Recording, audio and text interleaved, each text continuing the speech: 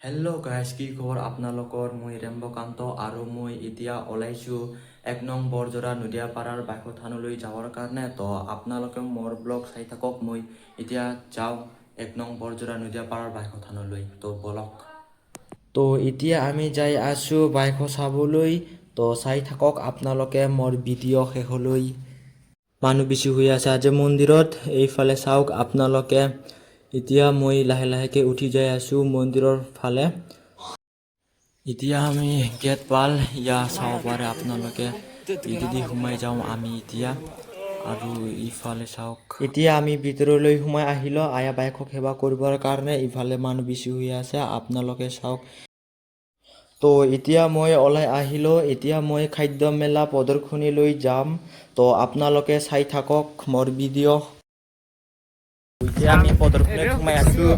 এতিয়া পথাৰ মাজেদি আপোনালোকক দেখুৱাইছিল যে এতিয়া ৰাস্তা হৈ গ'ল এতিয়া বৰ্তমান। তো ইফালে চাওক আৰু ইফালে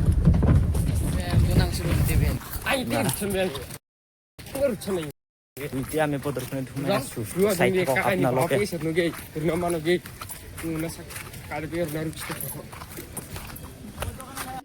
এতিয়া আমি প্ৰদৰ্শনীলৈ আহি পালোঁ। আজি এই অনুষ্ঠানত দুলুমণি ৰাভা আহিব বোলে গীত গাবলৈ। তো আপোনালোকেও আহক এই খাদ্য মেলালৈ।